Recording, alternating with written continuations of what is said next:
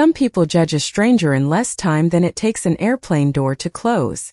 The words would have sounded exaggerated if anyone had spoken them aloud that morning, but within minutes they would become painfully true aboard Flight 482 bound for Washington, D.C.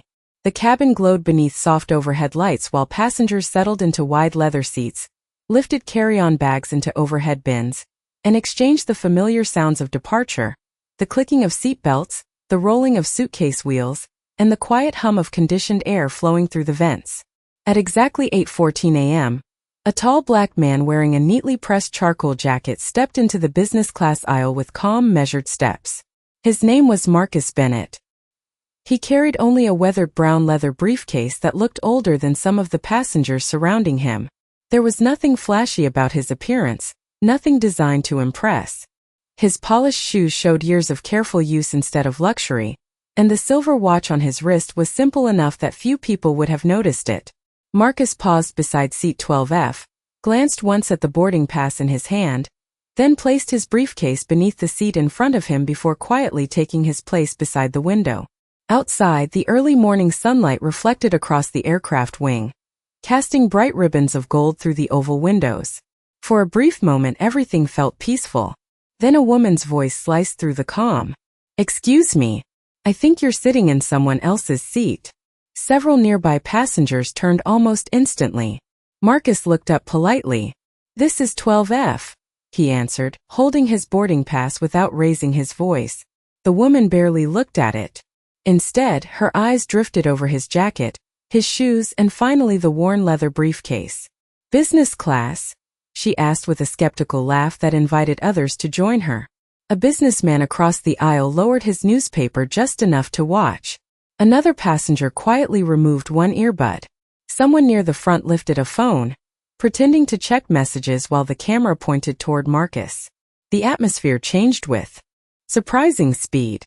It was no longer the relaxed silence of travelers preparing for departure. It became the uneasy silence of people waiting to see whether someone belonged. Ethan Caldwell, a well-known real estate executive seated in 12D, leaned forward with a confident smile that never reached his eyes. "Ma'am," he said toward the flight attendant approaching from the galley, "I think there may have been a boarding mistake." Flight attendant Claire Dawson stopped beside the row with practiced professionalism. "Good morning, sir," she said gently to Marcus. "May I take a quick look at your boarding pass?" Marcus handed it over immediately without the slightest hint of irritation. Claire studied it for only a second before her expression became uncertain. Everything appeared correct, yet she could feel dozens of eyes waiting for her reaction. The whispers had already begun. "That can't be right. I've never seen him in business class. Maybe the gate scanned the wrong ticket." Someone chuckled quietly. Someone else shook their head. Marcus heard every word, but his face remained remarkably still. He simply folded his hands together, looked once through the window toward the bright blue sky beyond the runway, and breathed slowly, as though he had learned long ago that the loudest room often revealed the quietest truths. Claire Dawson read the boarding pass a second time, then a third. The name was clear. Marcus Bennett. Seat 12F. Business class. Every letter matched the information glowing on the handheld scanner in her palm. Yet she hesitated, not because the ticket looked suspicious, but because she could feel the weight of the passengers staring at her, silently expecting her to find a problem that simply was not there. The cabin had become unusually quiet except for the low whir of the air conditioning and the distant thump of luggage doors closing farther down the aisle. Marcus remained completely still. His hands rested lightly on the worn leather briefcase beneath the seat, as though it contained something valuable only to him. Claire offered a polite smile. "Everything appears to be in order, sir." Before she could return the boarding pass, Ethan Caldwell leaned forward again. "Then perhaps someone made a mistake at the gate," he said confidently. "These things happen more often than people realize." A few nearby passengers nodded, relieved to hear someone speak with certainty. Marcus accepted the boarding pass back with a quiet "thank you," then looked out the window once more as a baggage cart rolled beneath the wing. His reflection shimmered faintly in the glass. There was no anger in his expression, no embarrassment, only patience. It was the kind of patience that usually belonged to someone who had learned that explaining himself rarely changed the minds of people who had already reached their conclusions. Across the aisle, an elderly woman watched him with thoughtful eyes. She noticed something the others had missed. Every few minutes Marcus gently touched the inside pocket of his jacket, not nervously but carefully, almost protectively. Whatever rested there mattered more than the whispers surrounding him. A young college student seated behind Ethan quietly searched the internet for Marcus Bennett on his phone, curious whether the name meant anything. Hundreds of results appeared, but before he could open any of them, the aircraft door remained open and the captain announced a brief delay because of additional pre-flight procedures. Soft murmurs filled the cabin. Some passengers sighed impatiently. Others reached for their phones. Ethan folded his newspaper with exaggerated frustration. "Wonderful," he muttered. "First seating confusion, now delays." Claire apologized for the inconvenience and continued assisting passengers farther down the aisle, but she glanced back twice toward row 12. Something about Marcus stayed with her. He never complained. He never defended himself. He simply observed the world around him with calm attention, as though every small detail mattered. Sunlight shifted across the polished edge of the window frame and warmed the sleeve of his jacket. He slowly opened the leather briefcase just enough to confirm its contents remained secure. Inside rested a sealed ivory envelope marked with an official federal emblem, and his name printed in dark blue letters. He closed the briefcase immediately before anyone nearby could read more than a glimpse. Then he reached into another pocket and unfolded a small photograph. It showed a smiling teenage girl standing beside a lake at sunset, wearing a high school graduation gown and holding her cap above her head. Marcus smiled for only a second before carefully placing the picture back inside his wallet. Outside, another service vehicle approached the aircraft. Inside, the whispers began again. Nobody knew that while they questioned whether Marcus belonged in seat 12F, the reason he had boarded that airplane at all remained hidden inside the envelope beneath his feet, waiting for the right moment to change every assumption in the cabin. The delay stretched into its 7th minute, and impatience spread through the cabin faster than any announcement could calm it. The warm lighting that had felt welcoming only moments earlier now seemed to expose every curious glance and every whispered opinion. Ethan Caldwell checked his expensive wristwatch with theatrical annoyance before leaning toward Claire Dawson again. "If there is any question about passenger verification," he said in a calm but unmistakably firm voice, "perhaps it should be resolved before we leave the gate." Claire maintained her professional composure. "Sir, every passenger has been properly screened before boarding." Ethan smiled politely, but his confidence never wavered. "Then I suppose headquarters would appreciate knowing that procedures have changed." Several nearby travelers exchanged knowing looks. They recognized his name. They recognized influence. And influence often made ordinary people believe that certainty was the same thing as truth. Claire thanked him for his patience and stepped into the aisle, quietly speaking into the interphone connected to the forward galley. Marcus did not attempt to overhear the conversation. Instead, he folded his hands once more and watched a line of airport workers guiding another aircraft across the neighboring taxiway. The engines outside shimmered beneath the bright morning sun, their polished surfaces reflecting streaks of white and silver across the tarmac.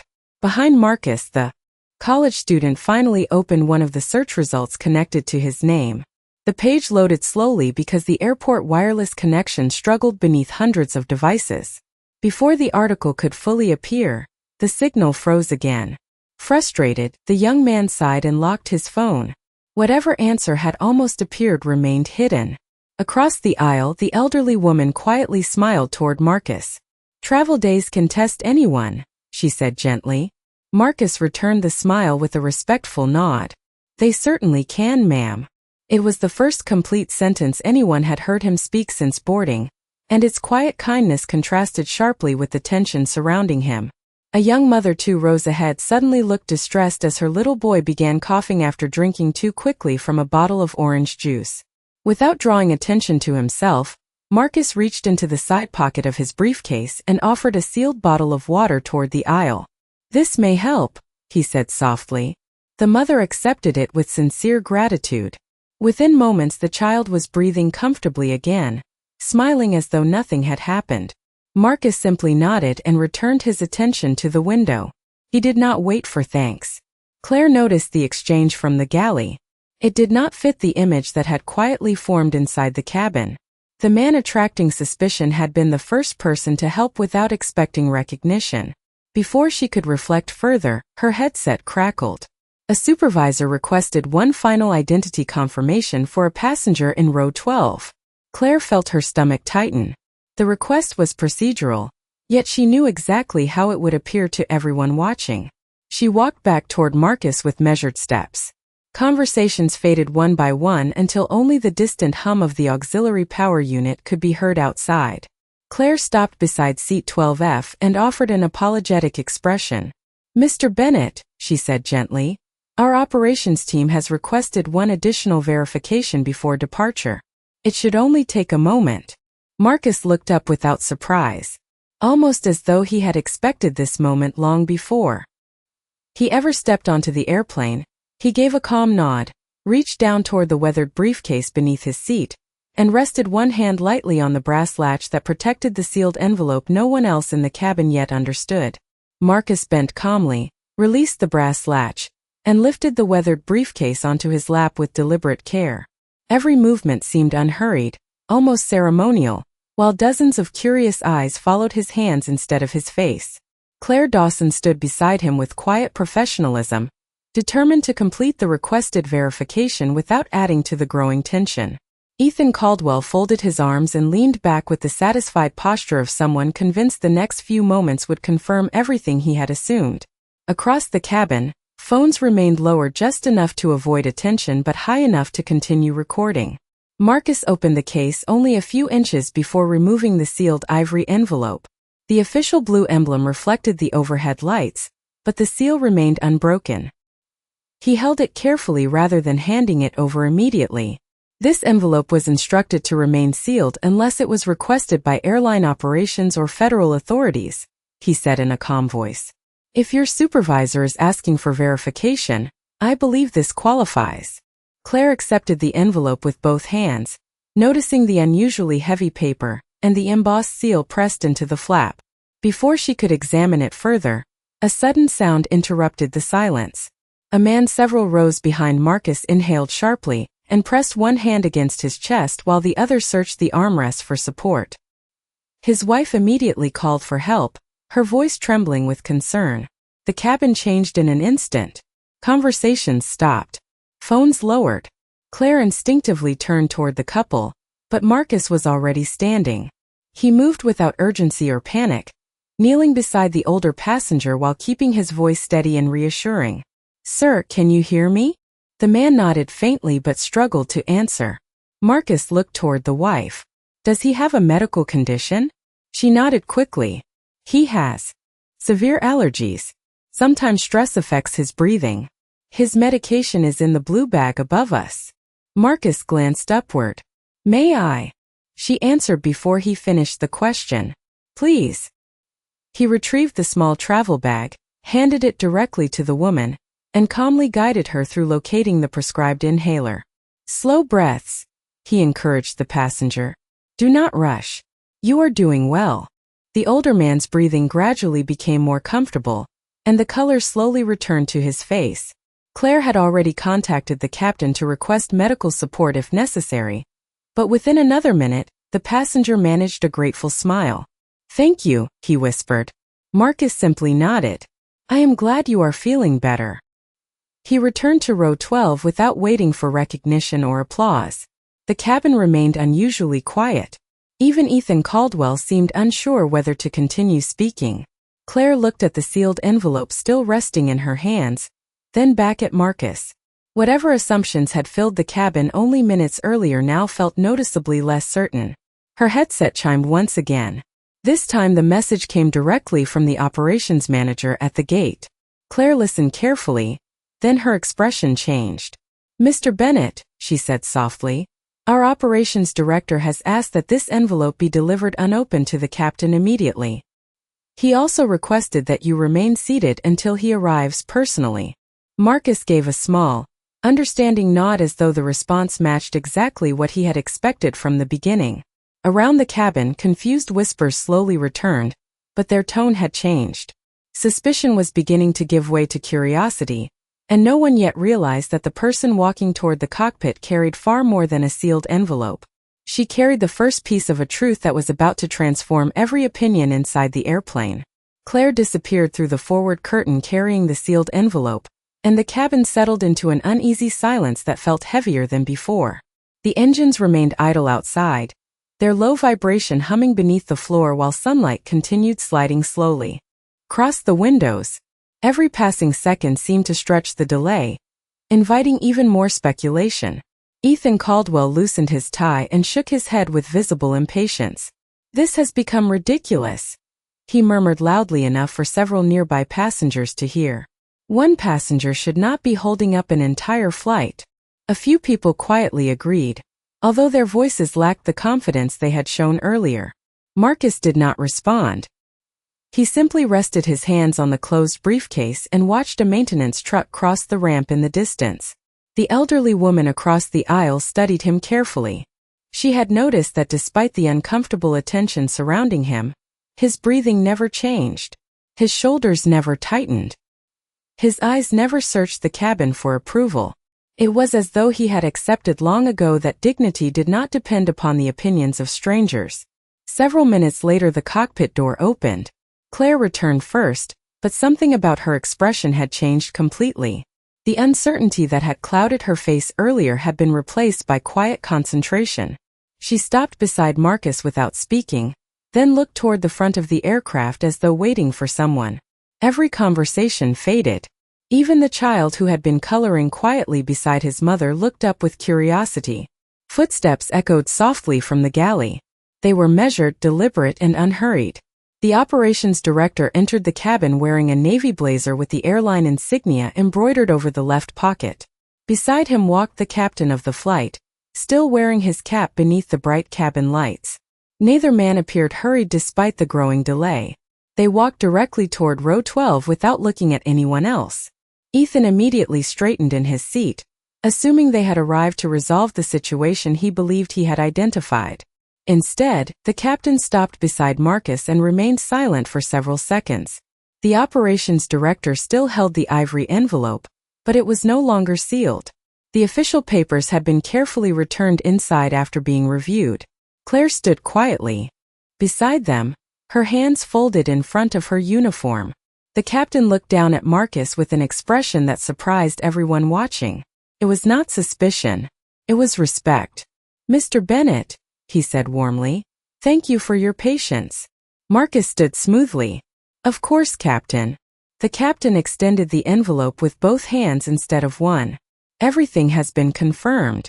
Marcus accepted it with the same calm composure he had shown since boarding. Around the cabin, confused whispers grew louder. Ethan frowned, unable to understand why no apology or explanation had been offered to the surrounding passengers. The operations director glanced briefly across the rows, noticing the many curious faces fixed upon them. He appeared ready to say something, then stopped himself as though remembering instructions that had not yet reached the proper moment. The captain leaned slightly closer to Marcus and spoke quietly enough that only those nearest could hear. "We have completed the preliminary inspection exactly as you requested. However, before we proceed any further, there is one additional matter that requires your review." Marcus gave a slow nod, neither surprised nor impressed. "Then let us make certain we get it right," he answered. Those simple words settled over the cabin with unexpected weight. For the first time that morning, the passengers who had questioned whether Marcus belonged on the airplane began wondering whether the airplane itself had been waiting for him all along. No one spoke after the captain stepped away. The entire cabin seemed suspended between departure and discovery, wrapped in the quiet rhythm of the ventilation system and the distant sounds of ground crews moving across the runway. Sunlight drifted higher through the windows, stretching long bands of gold across the armrests and polished aisle floor. Marcus slowly returned to his seat without the slightest trace of triumph. He placed the ivory envelope back inside the weathered briefcase, closed the brass latch, and rested one hand gently on top of it. It looked less like someone protecting a secret, and more like someone honoring a responsibility. Across the aisle, the elderly Woman offered him a warm smile. You handled all of this with remarkable grace, she said softly. Marcus smiled back. Thank you, ma'am. Sometimes patience arrives before understanding. Those words lingered in the air long after he finished speaking.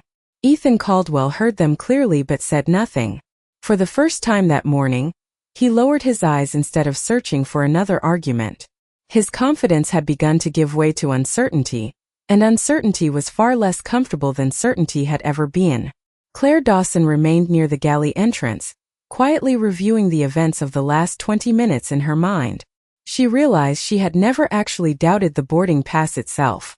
She had doubted the pressure created by everyone around it. That thought settled heavily on her heart. The young college student behind Ethan finally regained a stable wireless connection. The search result that had frozen earlier finished loading on his screen. His eyes widened as he silently read the first lines of the article. He looked toward Marcus, then back to the screen, then toward Marcus once more. His mouth opened slightly, but he chose not to interrupt the silence. Instead, he slowly locked his phone and slipped it into his pocket, almost as though he understood that whatever truth he had just discovered belonged to Marcus to reveal, not him. Outside the aircraft, a maintenance supervisor removed several bright orange safety cones from beneath the forward landing gear. Another worker gave a clear hand signal toward the cockpit. Something important had changed beyond the windows, although the passengers could not yet understand what it meant. Inside, the cabin had changed as well. The whispers had disappeared. No one laughed anymore. No one questioned whether Marcus belonged in seat 12. They simply watched him. Marcus reached into his wallet once again and unfolded the same photograph of the smiling teenage girl standing beside the lake. He looked at it for a few quiet seconds before tracing one finger gently along its edge. You would tell me to stay humble, he whispered so quietly that only he could hear the words. Then he carefully returned the photograph to its place. The captain's voice finally came over the intercom, calm and steady. Ladies and gentlemen, thank you for your continued patience. We are completing our final review before departure. We appreciate your understanding. It was a simple announcement, but several members of the crew exchanged subtle glances that suggested there was far more behind those words than the passengers realized. Marcus closed his eyes for a brief moment and drew one slow, steady breath. He looked neither anxious nor excited. He looked ready. And somewhere beyond the cockpit door, a final decision was about to reveal why an entire flight had quietly waited for one man whom so many people had judged before they knew his name. The captain's voice came over the intercom once more, but this time there was a quiet excitement beneath his usual professionalism. Ladies and gentlemen, thank you again for your patience. We will be departing shortly after completing one final safety authorization. The wording sounded ordinary to most passengers, yet every member of the flight crew understood that it was anything but ordinary. The cockpit door opened again, and the operations director returned to the cabin carrying a slim black portfolio. He walked directly to Marcus Bennett, stopping beside seat 12 with the same respectful posture one might reserve for a distinguished colleague rather than an ordinary traveler. Mr. Bennett, he said clearly enough for nearby passengers to hear, our engineering team has completed every inspection based on your recommendations. The replacement component has been verified, and all diagnostic reports now match your safety standards. Marcus stood and accepted the portfolio with a calm nod. He opened it carefully, reviewing several pages filled with technical diagrams, inspection signatures, and maintenance certifications. He studied each page without rushing, occasionally tracing a line of printed data with one finger before turning to the next document. The cabin watched in complete silence. Even the restless child who had earlier asked for another snack now stared toward row 12 without making a sound. Ethan Caldwell looked from the documents to the captain with growing confusion. Finally he leaned toward Claire Dawson. Who exactly is this man? He whispered. Claire answered honestly. I did not know when he boarded.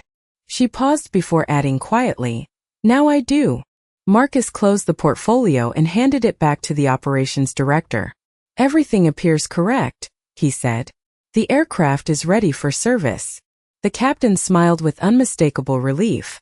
Then, instead of quietly returning to the cockpit, he turned toward the passengers. Ladies and gentlemen, he said, I believe you deserve an explanation for today's delay. Every face lifted toward him. This morning our maintenance team discovered a technical issue that required immediate review before departure. Because of the nature of that issue, the Federal Aviation Administration requested the assistance of one of the nation's most respected independent aviation safety specialists. He turned toward Marcus.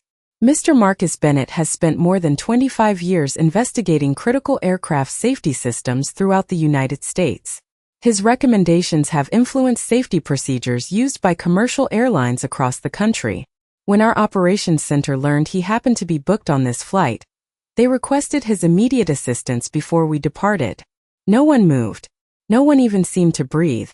The young college student slowly removed his phone from his pocket again and reopened the article he had found earlier. This time he read the headline aloud without meaning to. Former United States Air Force test pilot and Federal Aviation Administration senior safety consultant Marcus Bennett honored for preventing multiple nationwide aviation incidents. Ethan's face lost every trace of certainty. The elderly woman smiled softly as though the truth simply confirmed what she had already sensed. Claire lowered her eyes, remembering how easily public opinion had almost outweighed simple facts. Marcus remained exactly as he had been all morning. Calm. Humble. Unchanged. He offered the captain a polite handshake before quietly taking his seat beside the window once again. Outside, the pushback vehicle slowly connected to the nosewheel. Inside, the silence that filled the cabin was no longer built on suspicion. It was built on the unmistakable realization that the quiet man so many people had judged before learning his story had just been the very person trusted to protect every life aboard the airplane. For several long seconds nobody spoke. The revelation settled over the cabin more heavily than the delay ever had. Ethan Caldwell stared at Marcus as though he were seeing him for the very first time. The confident businessman who had questioned his presence now looked down at his own folded hands, unable to meet the quiet gaze of the man sitting across the aisle. Claire Dawson took one slow breath before walking back toward seat 12. The soft lighting above reflected gently across the polished cabin walls, and the only sounds came from the steady airflow through the overhead vents and the distant rumble of service vehicles outside. She stopped beside Marcus with genuine humility. "Mr. Bennett," she said quietly, "I owe you an apology. I allowed the atmosphere around me to influence my judgment, even though your boarding pass was correct from the very beginning. I am truly sorry." Marcus looked up with the same calm expression he had carried all morning. There was no satisfaction in his eyes, no desire to remind anyone how they had treated him. He simply offered a warm smile. "Thank you for saying that," he replied. "Travel can be stressful for everyone. What matters is what we choose after we recognize a mistake." Claire felt her shoulders relax for the first time since boarding had begun. She nodded gratefully before stepping aside. Ethan remained silent for another moment before slowly rising from his seat. The movement drew the attention of nearby passengers, many of whom had quietly witnessed his earlier comments. He cleared his throat, but the words did not come easily. "Mr. Bennett," he finally said, "I judged you before I knew anything about you. I believed confidence without facts was enough. I was wrong." Marcus stood as well, ensuring they spoke eye to eye rather than across different rows. Ethan extended his hand with visible sincerity.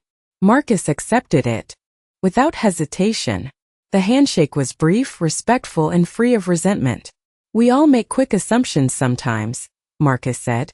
"The important part is deciding whether we keep them after the truth arrives." The elderly woman across the aisle smiled warmly, her eyes glistening with quiet appreciation. The young college student lowered his phone completely instead of recording the moment. Somehow it felt too personal to capture through a screen. Even the little boy who had needed water earlier leaned toward his mother and whispered, "He is nice." His mother smiled softly and nodded. "Yes," she answered. "He is." The captain stepped onto the intercom once more. "Ladies and gentlemen, thank you for your patience. We have received final clearance and will begin pushback in just a moment." Outside the window, the tug vehicle slowly guided the aircraft away from the gate. The terminal building drifted backward while sunlight shimmered across the wing, brighter now than when the morning had begun. Inside the cabin, something else had shifted as well. People who had boarded as strangers were no longer looking at Marcus with suspicion or curiosity. They looked at him with quiet respect. Marcus reached into his wallet one more time and glanced at the photograph of the smiling young graduate. This time his smile lingered a little longer. He slipped the picture back into place, fastened his seatbelt, and rested comfortably against the seat. Around him conversations resumed, but their tone had completely changed. The same cabin that had once echoed with doubt now carried something far quieter and far more meaningful. It carried the unmistakable sound of people reflecting on how easily appearances can mislead, and how powerfully simple dignity can change an entire room.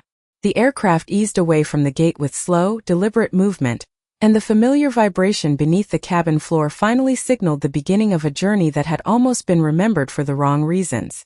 Outside the window, the terminal buildings gradually slipped behind the wing, while the morning sky stretched across the horizon in brilliant shades of blue and gold. Inside, the atmosphere no longer carried tension. Instead, it held the quiet stillness that often follows an important lesson no one expected to learn. Marcus Bennett rested comfortably in seat 12, his briefcase secured beneath his feet exactly where it had been since boarding. Nothing about his posture suggested victory. Nothing about his expression asked for recognition. He simply watched the sunlight dance across the aluminum wing, as though it were another ordinary day of travel. Ethan Caldwell remained unusually thoughtful. After several minutes he removed a small leather notebook from his briefcase and wrote a single sentence before closing it again. He glanced toward Marcus once more, then offered a respectful nod that required no further explanation. Across the aisle, the elderly woman smiled gently. "I hope we meet again someday," she said. Marcus returned the smile. "I hope when we do, it is under calmer circumstances." They both laughed quietly, the sound light enough to blend into the steady hum of the engines. Claire Dawson completed her final cabin check before takeoff. As she reached row 12, she paused for only a moment. "Thank you again," she said sincerely. Marcus looked up. "You take care of people every day," he replied. Today was simply another opportunity to do that. Claire carried those words with her as she continued down the aisle. They reminded her that professionalism was not only about following procedures. It was also about seeing people before assumptions. The captain advanced the throttles, and the engines answered with smooth, confident power. The aircraft accelerated along the runway, faster and faster until the wheels gently lifted from the ground. The city below slowly became smaller, roads turning into narrow ribbons and buildings shrinking into tiny shapes beneath scattered morning light. A quiet sense of peace settled across the cabin. The young college student looked once more at the article on his phone before deleting the browser tab. He no longer needed the internet to tell him who Marcus Bennett was. He had witnessed something far more meaningful than a biography. He had watched character reveal itself in real time. The little boy leaned against the window and whispered to his mother, "I want to help people like that when I grow up." She wrapped an arm gently around his shoulders.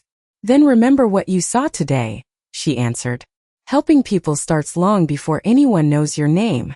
Marcus reached into his wallet one final time and looked at the graduation photograph of his daughter. A soft smile crossed his face as he quietly whispered, "You always believed kindness travels farther than pride." He slipped the photograph back into place, closed his wallet, and looked beyond the clouds where sunlight poured across endless white horizons. No applause filled the cabin. No dramatic speeches followed. There was only the steady sound of an airplane flying safely toward its destination, carrying passengers who had boarded with assumptions and continued their journey with something far more valuable. Long after the flight landed, many would forget the delay, the maintenance review, and even the official titles that had explained Marcus Bennett's importance. But they would remember the quiet man in seat 12 who answered suspicion with patience, judgment with dignity, and respect with kindness, proving that the strongest truths rarely arrive with the loudest voices.